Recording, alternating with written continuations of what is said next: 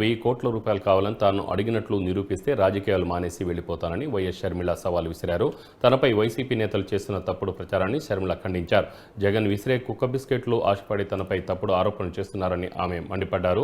ఈ విధంగా తనపై ఆరోపణలు చేయడం వల్ల ఎవరికి ఎంత మొత్తం ఇచ్చారో చెప్పాలని డిమాండ్ చేశారు. మరోవైపు వైసీపీ నేత అవినాష్ రెడ్డి తన భర్త అనిల్పై తప్పుడు ఆరోపణలు చేస్తున్నారని షర్మిల ఫైర్ అయ్యారు. మాట్లాడేవాళ్ళు జగన్మోహన్ రెడ్డి గారు పడేసే కుక్క బిస్కెట్లకి ఆశపడేవాళ్ళు. ముందు నా గురించి మాట్లాడకముందు మీకెంత డబ్బులు అందుతున్నాయో ముందు అదొకసారి ఆలోచన చేయండి, ప్రజల ముందు పెట్టండి. వీళ్ళు చెప్పడానికి ఏముందండి, 1000 కోట్లైనా చెప్తారు, నేను 10,000 కోట్ల వరకు కూడా అడిగానని కూడా చెప్తారు. ఒక్కసారి ఆలోచన చేసుకోవాలి. అవినాష్ రెడ్డి నా భర్త ల్యాండ్ క్రూజర్లో వెళ్ళి జమ్మల్ మడుగు బీజేపీ లీడర్ని కలిశాడని ఆరోపణ చేశాడు అవినాష్ రెడ్డి గారు.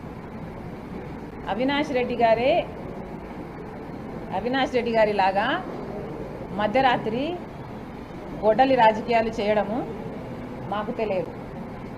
అనిల్ గారు మీరు చెప్పే ఈ లీడర్ని ఆయన ఇంటికి వెళ్ళి కలవడం కాదు కదా, కనీసం ఇంకొకరి ఇంట్లో కూడా కలవలేదు, వీళ్ళు రుజువు చేయలేదు.